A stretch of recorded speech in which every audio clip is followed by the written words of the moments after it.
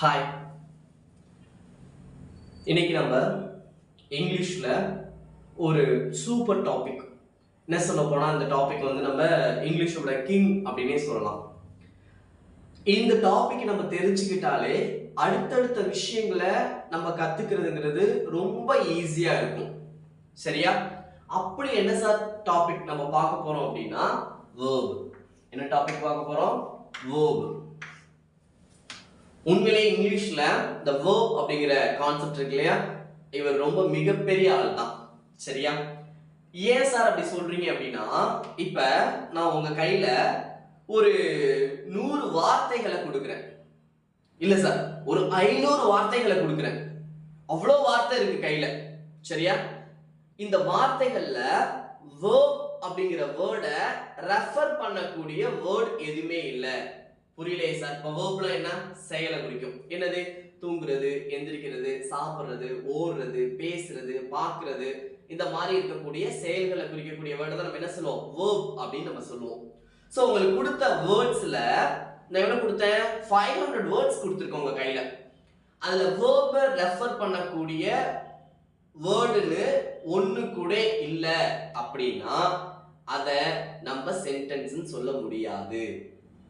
அதை வேற எப்படி சார் சொல்லலாம் அப்படின்னா, வார்த்தை கொட்டி கிடக்கு, குரூப் ஆஃப் வேர்ட்ஸ் அப்படின்னா கலெக்ஷன் ஆஃப் வேர்ட்ஸ்.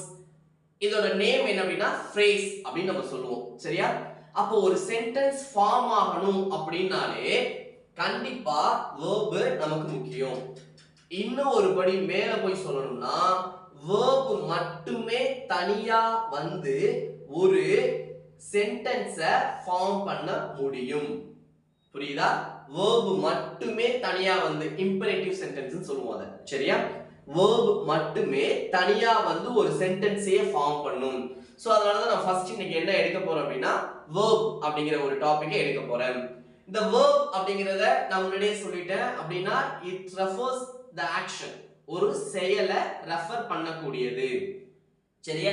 இப்ப இந்த verb அப்படிங்கறத எக்ஸ்பிளைன் பண்றதுக்காக நான் என்ன செயலை எடுத்துக்க போறேன் அப்படின்னா, இப்ப go அப்படிங்கிற ஒரு வேர்டை வச்சு தான் நான் இப்ப உங்களுக்கு எக்ஸ்பிளைன் பண்ண போறேன். இப்ப go அப்படிங்கிற வேர்ட் அப்படின்னா என்ன? போ அப்படின்னு அர்த்தம். இந்த கோங்கிற வேர்டை இங்கிலீஷ்ல நம்ம எப்படி எல்லாம் யூஸ் பண்ணலாம் அப்படின்னு பார்த்தோம்னா என்னென்ன இருக்கு? go அப்படின்னு யூஸ் பண்ணலாம். அப்படி இல்லைன்னா went அப்படின்னு நம்ம யூஸ் பண்ணலாம். then gone அப்படின்னு யூஸ் பண்ணலாம். அப்படி இல்லனா going அப்படின்னு நம்ம யூஸ் பண்ணலாம். then இங்க goக்கு இன்னொரு என்ன சொல்லலாம் அப்படின்னா goes அப்படின்னு சொல்லலாம். சரியா? சோ இப்ப goங்கற ஒரு verb நான் எடுத்தேன். அதை இங்கிலீஷ்ல நம்ம எப்படி எல்லாம் யூஸ் பண்ணலாம் அப்படின்னு பார்த்தோம் அப்படின்னா இந்த 4 ஸ்ட்ரக்சர் தான். இத தவிர கோக்கு வேற ஒரு ஸ்ட்ரக்சர் கிடையாது. என்னன்னு பார்த்தோம் அப்படின்னா go அப்படின்னு பார்த்தோம். அப்படி இல்லனா கோவை நம்ம என்ன எழுதலாம்? went னு எழுதலாம். then gone னு எழுதலாம். then going னு எழுதலாம். இப்ப இந்த 4 இருக்கு இல்லையா? இப்ப இதுக்கு நான் நேம் கொடுக்க போறேன். சரியா? இந்த கோவை என்ன சொல்றேன் அப்படின்னா v1 னு சொல்றேன். இந்த கோவை என்னன்னு சொல்றேன்? v1 னு சொல்றேன். then went v2 னு சொல்றேன். gone v3 னு சொல்றேன். going v1 ஓட ing சேர்ந்து வந்திருக்குன்னு சொல்றேன். ஏன் இந்த இடத்துல v1 ஓட ing சேர்ந்து வந்திருக்குன்னு சொல்றேன் அப்படின்னா இப்ப ing அப்படிங்கிற சஃபிக்ஸை நம்ம சேர்க்கணும் அப்படின்னா கண்டிப்பா அது v1 ஓட மட்டும் தான் நம்ம சேர்க்க முடியும். புரியலையே சார் அப்படின்னா இப்ப பாருங்க கோவோட மட்டும் தான் நான் ing சேர்க்க முடியும். இத தவிர இப்ப வெண்டோட நான் சேர்க்கிறேன், வெண்டிங் அப்படின்னு நான் சேர்க்கிறேன். இஸ் இட் ரைட் அப்படின்னா கண்டிப்பா இது தப்பு. இல்ல சார் நான் கான் அப்படிங்கறதோட நான் ing சேர்க்கிறேன் சார் அப்படின்னா இதுவும் தப்பு தான். சரியா? இப்ப நான் ing சேர்க்கணும் அப்படின்னா எதோட மட்டும் தான் சேர்க்க முடியும்? go அப்படிங்கிற v1 ஓட மட்டும் தான் நான் சேர்க்க முடியும். சரியா? சோ அதனால தான் நான் என்ன பண்ணிருக்கேன்? இங்க going அப்படிங்கறத v1 ing அப்படி நான் ரெஃபர் பண்ணிருக்கேன். சரியா? சோ இப்ப நான் என்ன பண்ணிருக்கேன்? goங்கற ஒரு verb எடுத்தேன். அந்த goங்கற verb இங்கிலீஷ்ல எப்படி எல்லாம் யூஸ் பண்ணலாம் அப்படின்னா go அதுக்கு என்ன பண்ண நேம் கொடுக்கிறேன். என்ன கொடுக்கிறேன்? v1 v2 v3 v1 ing. சரியா? சோ இந்த நாலு ஸ்ட்ரக்சர் பார்த்துட்டோம். ஓகே சார், இந்த நாளையும் நம்ம எப்படி சார் யூஸ் பண்றது? இந்த நாளையும் நம்ம சென்டென்ஸ்ல எப்படி சார் யூஸ் பண்றது அப்படிங்கறத நம்ம இப்ப பார்க்க போறோம். இதுல நான் ரெண்டா பிரிக்கிறேன். என்ன பண்றேன்? ரெண்டா பிரிக்கிறேன். இதுல இந்த சைடு இருக்கக்கூடிய அதாவது v1 v2 நாம டைரக்டா டென்ஸ்ல யூஸ் பண்ணிக்கலாம். டைரக்டாவே இது டென்ஸா வரும். ஓகேயா? பட் v3 ஐயோ அல்லது v1 ing ஐயோ நம்ம டைரக்டா வெர்பா யூஸ் பண்ண முடியாது. திரும்ப சொல்றேன் பாத்துக்கங்க. v1 and v2 இத நான் டைரக்டா டென்ஸ்ல யூஸ் பண்ணிக்குவேன். ஆனா இந்த v3 ஐயோ அல்லது v1 ing ஐயோ என்னால டைரக்டா சென்டென்ஸ்ல யூஸ் பண்ண முடியாது. ஏன் சார் அப்படின்னு கேட்டீங்கன்னா, இப்ப இந்த v1 க்கு நேம் கொடுக்கிறோம் பாத்துக்கங்க. இந்த v1 நம்ம சிம்பிள் பிரசன்ட் டென்ஸ் னு சொல்லுவோம். என்ன சொல்லுவோம்? சிம்பிள் பிரசன்ட் டென்ஸ் னு சொல்லுவோம். இதே இந்த v2 என்ன சொல்லுவோம் அப்படின்னா சிம்பிள் பாஸ்ட் டென்ஸ் னு சொல்லுவோம். என்ன சொல்லுவோம்? சிம்பிள் பாஸ்ட் டென்ஸ் னு சொல்லுவோம். v3 பாஸ்ட் பார்ட்டிசிபிள் னு சொல்லுவோம். பாஸ்ட் பார்ட்டிசிபிள் னு சொல்லுவோம். v1 ing present participle னு சொல்லுவோம். என்ன சொல்லுவோம்? present participle னு சொல்லுவோம். ஓகே, இப்போ நான் எங்க போறேன் அப்படின்னா டென்ஸ் அப்படிங்கிற ஒரு விஷயத்தை நம்ம பார்த்துட்டு வருவோம். சரியா? என்ன பார்க்க போறோம்? டென்ஸ் அப்படிங்கறத பார்க்க போறோம். இந்த டென்ஸ் அப்படிங்கிறது கண்டிப்பா பார்ட்ஸ் ஆஃப் ஸ்பீச்ல வெர்புக்கு மட்டும் தான் பொருந்தும். புரியுதா? டென்ஸ் அப்படிங்கிற வேர்டு பார்ட்ஸ் ஆஃப் ஸ்பீச் மொத்தம் 8 இருக்கு. ஓகேவா? Noun, pronoun, adjective, verb, adverb, preposition, conjunction, interjection அப்படின்னு சொல்லி நமக்கு 8 type of parts of speech இருக்கு. இதுல டென்ஸ் அப்படிங்கிறது வெர்புக்கு மட்டும் தான் பொருந்தும். சரியா? ஏன் சார் அப்படின்னு நம்ம பார்க்க போறோம். டென்ஸ் அப்படிங்கிறது ரெண்டு விஷயத்தை நமக்கு சொல்லும். என்ன அப்படின்னா என்ன செயல் நடக்குது. டென்ஸ்ங்கிறது நமக்கு என்னத்தை சொல்லும்? என்ன செயல் நடக்குது, அது எப்ப நடக்குது. இந்த ரெண்டு இன்ஃபர்மேஷனையும் கொடுக்கக்கூடியதான் டென்ஸ். சரியா? இப்ப அவன் போகிறான். என்ன சொல்ற? அவன் போகிறான். இதுல போகிறான் அப்படிங்கிறது டென்ஸ். ஏன் சார் அப்படின்னா போகிறான் அப்படிங்கிற இந்த வேர்டை பாருங்களேன். போகிறான். இதுல என்ன செயல் நடந்திருக்கு? செயல் போ அப்படிங்கிற ஒரு செயல் நடந்திருக்கு. தென் அது எப்ப நடந்திருக்கு? இப்ப நடந்திருக்கு. அப்ப என்ன பண்ணுது அப்படின்னா செயல் என்ன செயல் நடந்துச்சுங்கிறதையும் சொல்லுது. தென் அது எப்ப நடக்குதுங்கிறதையும் சொல்லுது. சோ எந்த வேர்டு? சரியா? இப்ப டென்ஸ் அப்படினாலே என்ன செயல் நடக்குது அப்படிங்கறதையும் சொல்லணும், அது எப்ப நடக்குதுன்னு சொல்லணும். அப்பதான் அது டென்ஸ். சரியா? சோ இப்ப டென்ஸ்னா என்னன்னு பார்த்துட்டோம். அதுக்கு அப்புறம் டென்ஸ்ல என்னென்ன இருக்கு அப்படின்னா 12 டென்ஸ் இருக்கு. ஓகே, இங்கிலீஷ்ல டென்ஸ்ல எத்தனை இருக்கு அப்படின்னா 12 டென்ஸ் இருக்கு. இதுல பேஸ் ஃபார்ம் அப்படின்னு நம்ம என்ன பார்க்க போறோம் அப்படின்னா 3 இருக்கு. ஒன்னு வந்து பிரசன்ட், இன்னொன்னு வந்து பாஸ்ட், இன்னொன்னு வந்துட்டு ஃபியூச்சர். மொத்தம் எத்தனை இருக்கு? 3 இருக்கு. சரியா? என்னென்ன? Present, past, future. இந்த 3 பேஸ்ல இருக்கு. இப்போ இந்த ஒவ்வொருக்கும் 4 பிரான்ச்சஸ் இருக்கு. ஓகேயா? அது எப்படின்னா இப்ப சிம்பிள் ஃபர்ஸ்ட் ஒன் என்ன அப்படின்னா சிம்பிள். தென் செகண்ட் ஒன் வந்து பார்த்தோம் அப்படின்னா கண்டினியூஸ். செகண்ட் ஒன் என்ன? கண்டினியூஸ். தென் தேர்ட் ஒன் என்ன அப்படின்னா பெர்ஃபெக்ட். தேர்ட் ஒன் என்ன? Perfect. Fourth one perfect continuous. Fourth one என்ன? Perfect continuous. சரியா? சோ இந்த 4 பிரான்ச்சஸ் இருக்கு. இப்போ நான் என்ன பண்ண போறேன் அப்படின்னா இப்படி இங்க கோடு போட்டுக்க போறேன். சரியா? இந்த கோடு போட்ட இடத்துல இப்போ என்ன பண்ண போறோம் அப்படின்னா நம்ம பிரசன்ட் அப்படிங்கிற வேர்டை வச்சு பார்க்க போறோம். சரியா? இந்த நான் அண்டர்லைன் பண்ணி இந்த கோடு போட்டிருக்கேன் இல்லையா? சோ இந்த இடத்துல பிரசன்ட்ங்கிற வேர்டை வச்சு நம்ம பார்க்க போறோம். சொல்லுங்க பாப்போம். Simple present. இந்த கோட் வருது இல்லையா, இங்க presentங்கிற வேர்ட் வச்சுக்கணும். எங்கெல்லாம் கோட் வருதோ அங்க என்ன நம்ம presentங்கிற வேர்ட் வச்சுக்கணும். அப்ப simple present, present continuous, present continuous, present perfect. இது என்னது? present perfect. இது present perfect continuous. இது என்ன tense? present perfect continuous. again ஒரு தடவை நம்ம present வச்சு பாப்போம். சொல்லுங்க. simple present, present continuous, present perfect, present perfect continuous. very good. இப்போ அதே போல நம்ம என்ன பண்ண போறோம் அப்படினா past வச்சு பார்க்க போறோம். சொல்லுங்க. இப்ப present வச்சோம் இல்லையா அந்த டேஷ்ல, இப்போ இந்த டேஷ் நம்ம எதை வைக்க போறோம் அப்படினா past அப்படிங்கறத வைக்க போறோம். அப்ப simple past, past continuous, past perfect, past perfect continuous. again ஒரு தடவை past வச்சு சொல்லுங்க. simple past, past continuous, past perfect, past perfect continuous. very good. இப்போ என்ன பண்ண போறோம்? yes, future இந்த டேஷ்ல நம்ம அப்ளை பண்ணி பார்க்க போறோம். சரியா? இப்போ present அப்ளை பண்ணோம் இல்லையா, past அப்ளை பண்ணோம் இல்லையா, அதே போல நம்ம என்ன பண்ண போறோம்? future அப்ளை பண்ண போறோம். அப்ப simple future, future continuous, future perfect, future perfect continuous. இன்னொரு தடவை சொல்லுங்க. future வச்சு simple future, future continuous, future perfect, future perfect continuous. very good. இப்போ நம்ம என்ன பார்த்தோம்? இந்த மூணு பேஸ் டென்ஸை யூஸ் பண்ணி மொத்தம் 12 டென்சஸ் பார்த்தோம். ஓகேயா? இப்போ நம்ம பார்த்ததுல இந்த சிம்பிள் பிரசன்ட் இருந்துச்சா,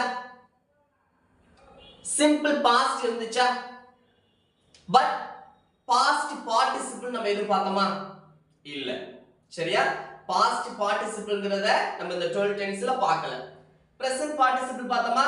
இல்ல. இதையும் நம்ம இந்த 12 டென்ஸ்ல பார்க்கல. சரியா? அப்ப நம்ம இந்த 12 டென்ஸ்ல பார்த்தது என்னன்னு அப்படினா இந்த சிம்பிள் பிரசன்ட் டென்ஸ் அதாவது V1 ஐயும் தென் சிம்பிள் பாஸ்ட் டென்ஸ் அதாவது V2 ஐயும் தான் நம்ம இந்த 12 டென்ஸ்ல பார்த்தோம். அதனால தான் சொல்றேன் இந்த V1 ஐயும் V2 ஐயும் நாம டைரக்டா டென்ஸ்ல யூஸ் பண்ணிக்கலாம். புரியுதா? பட் இந்த V3 ஐயும் V1 ing ஐயும் நாம டைரக்டா டென்ஸ்ல யூஸ் பண்ண முடியாது. சரியா? இப்ப பாருங்க, அது என்ன சார் டைரக்டா யூஸ் பண்றது, டைரக்டா யூஸ் பண்ண முடியல. இப்ப நான் I அப்படிங்கிற ஒரு சப்ஜெக்ட் எடுத்துக்கிறேன்னு வச்சுக்கோங்களேன். சப்ஜெக்ட்னா என்ன சார் அப்படின்னா ஒரு சென்டென்ஸ்ல ஒரு வேலை நடந்திருக்கு. சரியா? அது பேசுறதோ அல்லது பார்க்கிறதோ தூங்குறதோ சாப்பிடுறதோ எந்திரிக்கிறதோ நிக்கிறதோ ஏதோ ஒரு வேலை நடந்திருக்கு இல்லையா, அந்த வேலைய யாரு செய்றாங்களோ அவங்க தான் சப்ஜெக்ட். யாரு செய்றாங்களோ அவங்க தான் சப்ஜெக்ட். சரியா? சோ இத பத்தி சப்ஜெக்ட் பத்தி நம்ம சென்டென்ஸ் பாடல்ல இன்னும் கொஞ்சம் டீப்பா பாப்போம். இப்ப ஐங்கிற ஒரு சப்ஜெக்ட் எடுத்திருக்கேன். இப்ப நான் இந்த கோல் இருக்கு இல்லையா, இத டைரக்டா நான் எடுத்து எழுதிரலாம். It is a sentence. I go. இப்ப இதே I வச்சு நாம went யூஸ் பண்ணி டைரக்டா என்ன பண்ணிடலாம்? I went அப்படின்னு நான் எழுதிடலாம். ஏன் அப்படின்னா இந்த கோவும் வென்ட்டும் அதாவது V1 and V2 நான் டைரக்டா சென்டென்ஸ்ல அப்ளை பண்ணி எழுதலாம். ஏன் அப்படின்னா இது டைரக்டாவே டென்ஸ்ல தான் இருக்கு. சரியா? இப்ப V3 ஐயும் V4 ஐயும் நம்ம அப்ப யூஸ் பண்ணவே முடியாதா சார் அப்படின்னு கேட்டா யூஸ் பண்ணலாம். சரியா? அது என்ன பண்ணலாம்? நம்ம யூஸ் பண்ணலாம். இப்ப பாத்துக்கங்க, இப்ப நான் இந்த going ing form V1 ing form என்ன பண்ண போறோம் அப்படின்னா இப்ப சென்டென்ஸ்ல நான் யூஸ் பண்ண போறேன். அதாவது swimming is a good exercise.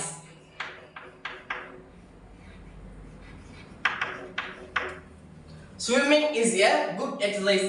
இங்க என்ன இருக்கு பாருங்க, swim அப்படிங்கிற V1 ஓட ing ஃபார்ம் சேர்ந்து வந்திருக்கு. சரியா? யூஸ் பண்ணிருக்கேன். ஆனா V1 ing தனியா வந்தா இது டென்ஸ குறிக்காது. it doesn't refer a tense. சரியா? எப்ப v1 ing தனியா வந்துச்சு அப்படினா அது tense குறிக்காது. ஓகேயா? ஏன் அப்படினா நான் உங்களுக்கு ஆல்ரெடி சொல்லியிருக்கேன், tense அப்படிங்கிறது என்ன செயல் நடந்திருக்குங்கிறதையும் சொல்லணும், அது எப்ப நடந்திருக்குங்கிறதையும் சொல்லணும். இப்ப இந்த ஸ்விம்மிங்னா என்ன சார் அப்படினா நீச்சல். இந்த ஸ்விம்மிங்னா என்ன? நீச்சல். இதுல என்ன தெரிஞ்சுக்கலாம்? நம்ம செயலை தெரிஞ்சுக்கலாம். நீந்துறது அப்படிங்கிற செயல் நமக்கு தெரியும். அது எப்ப நடந்துச்சுங்கிறதை கண்டுபிடிக்க முடியுமா? இல்ல. இது என்ன பண்ணாது? டைமை ரெஃபர் பண்ணல. அப்ப இது என்ன கிடையாது? டென்ஸ் கிடையாது. சரியா? அப்ப v3யோ அல்லது v1 ingஓ தனியா சென்டென்ஸ்ல நம்ம யூஸ் பண்ணிக்கலாம். ஆனா அப்படி தனியா நம்ம யூஸ் பண்ணோம் அப்படினா அது டென்ஸை குறிக்காது. சரியா? நான் நல்லா எகைன் கேளுங்க. நான் என்ன சொல்றேன் அப்படினா இந்த v1 ingஐயோ அல்லது v3ஐயோ தனியா யூஸ் பண்ணாதான் அது டென்ஸ்ல வராது. அப்பனா என்ன அர்த்தம்? ஏதோ ஒன்னோட சேர்ந்து வந்துச்சுன்னா அது டென்ஸை குறிக்கும். அது என்ன ஆகும்? verb ஆயிடும். சரியா? சரி, ஓகே. அப்ப ஏதோ ஒன்னு இருக்கு இல்லையா? இங்க பாத்துக்கங்க. இப்ப v1 ing இது தனியா வந்தா என்ன சொன்ன? டென்ஸை குறிக்குமா? கிடையாது. சரியா? அப்ப இது டென்ஸை ரெஃபர் பண்ணணும் அப்படினா என்ன சார் பண்ணணும்? இதுக்கு முன்னாடி பி ஃபார்ம் வந்திருக்கணும். இதுக்கு முன்னாடி என்ன வந்திருக்கணும்? பி ஃபார்ம் verbs வந்திருக்கணும். பி ஃபார்ம்னா என்னன்னா சார் அப்படினா am, is, are, was, were, be, been, இது எல்லாமே என்னது? Be form verbs. இது எல்லாமே என்னது? Be form verbs. இதுல ஏதாவது ஒன்னு முன்னாடி வந்திருக்கணும்.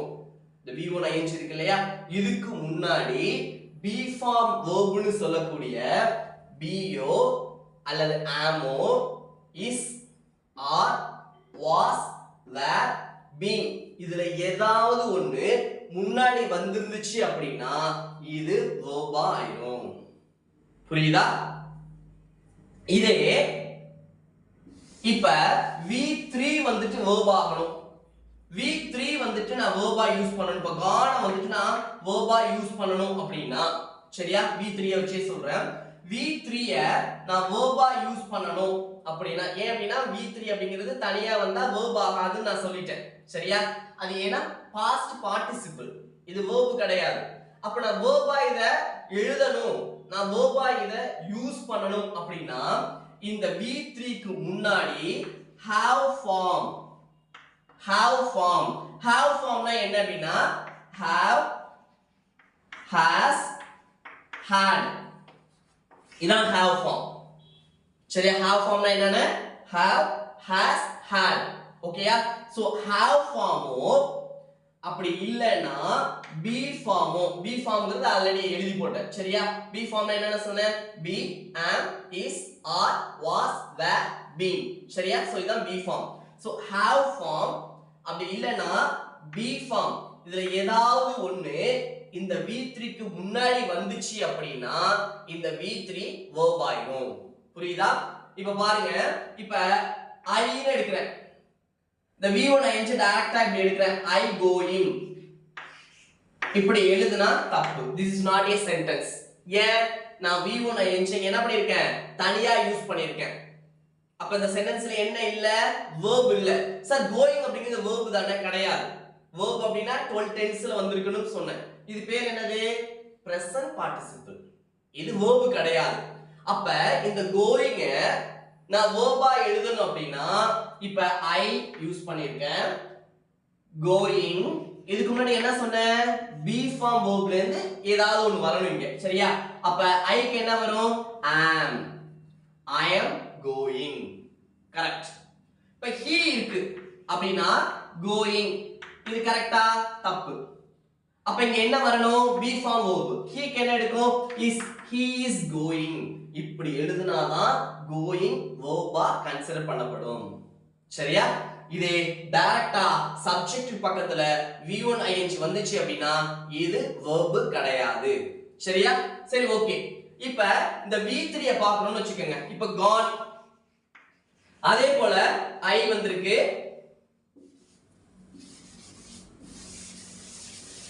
இப்ப gone அப்படிங்கறத எழுதுறேன். சப்ஜெக்ட் I வச்சிருக்கேன். I gone. இப்ப இது கரெக்டான சென்டென்ஸா சார் அப்படினா கிடையாது. ஏன்? gone அப்படிங்கிறது தனியா வந்தா verb கிடையாதுன்னு சொல்லியிருக்கேன். சரியா? அப்ப இந்த gone நான் verb-ஆ யூஸ் பண்ணனும் சார் அப்படினா என்ன பண்ணனும்? have form-ஓ அல்லது be form-ஓ அதுக்கு முன்னாடி வரணும். சரியா? நான் என்ன பண்ண போறேன்? have form யூஸ் பண்ண போறேன். I-க்கு என்ன வரும்? have. I have gone. இப்ப இது இந்த கான்ங்கிறது இப்ப verb ஆயிடுச்சு. நான் போய் இருக்கேன். செயலை குறிக்குது. எப்ப? இதுக்கு முன்னாடி போய் இருக்கேன். சரியா? சோ செயலையும் அது எப்ப நடக்குது அப்படிங்கறதையும் சொன்னாதான் அது verb. புரியுதா? சோ இப்ப I gone அப்படின்னு எழுதுனா அது என்ன கிடையாது? verb கிடையாது. அதுக்கு முன்னாடி have form வந்தாதான் இந்த V3 என்ன ஆகுது? verb-ஆ கன்சிடர் பண்ணப்படுது. சரியா? சோ இப்போ நம்ம என்ன பார்த்திருக்கோம் அப்படினா goங்கிற ஒரு verb எடுத்திருக்கோம். அந்த go என்ன மாதிரி எல்லாம் ஸ்ட்ரக்சர்ல வரும் அப்படினா four structure: go, went, gone, going. அதுக்கு என்ன நேம் கொடுத்தோம்? V1, V2, V3, V1 ing. சரியா? அடுத்து என்ன பண்ணோம் அப்படினா இந்த நாலு வார்த்தையையும் எப்படி சென்டென்ஸ்ல யூஸ் பண்றது, அதாவது டென்ஸா சென்டென்ஸ்ல இத verb-ஆ எப்படி யூஸ் பண்றது அப்படிங்கறத பார்த்தோம். நான் உங்களுக்கு சொன்னேன் இந்த V1ஐயும் V2ஐயும் நம்ம டைரக்டா டென்ஸ்ல யூஸ் பண்ணலாம். ஏன் அப்படினா இதோட நேம் என்னது? Simple present tense. இந்த V2 ஓட நேம் என்ன? Simple past tense. இது ஆல்ரெடி எதுல தான் இருக்கு? டைரக்டாவே இது டென்ஸ்ல தான் இருக்கு. சரியா? சோ என்ன பண்ணோம்? I டைரக்டா V1 எடுத்து வச்சு go அப்படினு எழுதிட்டேன். இதே went வந்திருக்கு. சரியா? இப்போ என்ன பண்ணேன்? I went டைரக்டா V2-வ சென்டென்ஸ்ல யூஸ் பண்ணிக்கிட்டேன். சரியா? இதே ஒரு V3ஐயோ அல்லது V1 ing-ஐயோ நான் சென்டென்ஸ்ல verb-ஆ யூஸ் பண்ணனும்னா, புரியுதா? verb-ஆ யூஸ் பண்ணனும்னா தான் இந்த கண்டிஷன்ஸ். மத்தபடி adjective-ஆவோ அல்லது noun-ஆவோ யூஸ் பண்ணலாம் அப்படினா அதுக்கு நீங்க டைரக்டா இந்த வேர்ட்ஸ் எடுத்துக்கலாம். இப்போ நம்ம பார்த்தோம் இல்லையா, ஸ்விம்மிங் தான் எடுத்துக்கிட்டேன். அதுக்கு முன்னாடி நான் பி ஃபார்ம் எதுவும் எடுத்துக்கல. ஸ்விம்மிங் இஸ் எ குட் எக்ஸசைஸ்னு எழுதினேன். புரியுதா? அங்க ஸ்விம்மிங் அப்படிங்கிறது நவுனா வந்துச்சு. இப்போ நம்ம பார்க்கிறது verb. அப்ப இந்த V1 ing-ஐயோ அல்லது V3ஐயோ நான் verb-ஆ யூஸ் பண்ணனும் அப்படினா, V1 ing-ஐ verb-ஆ யூஸ் பண்ணனும்னா முன்னாடி be form verb-ல ஏதாவது ஒன்னு ஆட் பண்ணனும்னு சொன்னேன். be form verbs-ல என்னன்னு சொன்னேன்? am, is, are, was, were, been, be. சரியா? சோ V1 ing-ஐ நான் ஒரு சென்டென்ஸ்ல verb-ஆ யூஸ் பண்ணனும் அப்படினா அதுக்கு முன்னாடி கண்டிப்பா be form verb வந்திருக்கணும். புரிஞ்சுச்சா? ஓகே. அடுத்து V3. V3-ய நான் ஒரு சென்டென்ஸ்ல verb-ஆ யூஸ் பண்ணனும்னா, நல்லா காதுல வாங்கணும். V3-ய ஒரு சென்டென்ஸ்ல நான் verb-ஆ யூஸ் பண்ணனும்னா தான் அதுக்கு முன்னாடி have form அல்லது be formல ஏதாவது ஒண்ணு நான் சேர்க்கணும். have formனா என்ன சொன்னேன்? have, has, had. be formனா am, is, are, was, were, be. இது எல்லாமே தான் be form. இதுல ஏதாவது ஒண்ணு இந்த V3க்கு முன்னாடி வந்தாதான் இத நம்ம verb-னு கன்சிடர் பண்ணுவோம். புரிஞ்சதா? ஓகே. இப்ப ஒரு verb எடுத்துக்கிட்டோம். இது எல்லாத்துக்குமே பொருந்தும். இப்ப go-னு நான் எடுத்துக்கிட்டதுனால இப்ப go வச்சு நான் எக்ஸ்பிளைன் பண்ணிருக்கேன். இப்ப நான் write-னு எடுத்தனா write, wrote, written, writing. write, wrote, written, writing. இதுல write-ஐயும் wrote-ஐயும் என்னால டைரக்டா சென்டென்ஸ்ல டென்ஸா யூஸ் பண்ண முடியும். இதே written அல்லது writing வந்துச்சு அப்படினா அதை யூஸ் பண்றதுக்கு be form அல்லது V3-ய have form அல்லது be form யூஸ் பண்ணி தான் நான் டென்ஸா யூஸ் பண்ணிக்க முடியும். புரிஞ்சதா? Okay, thank you.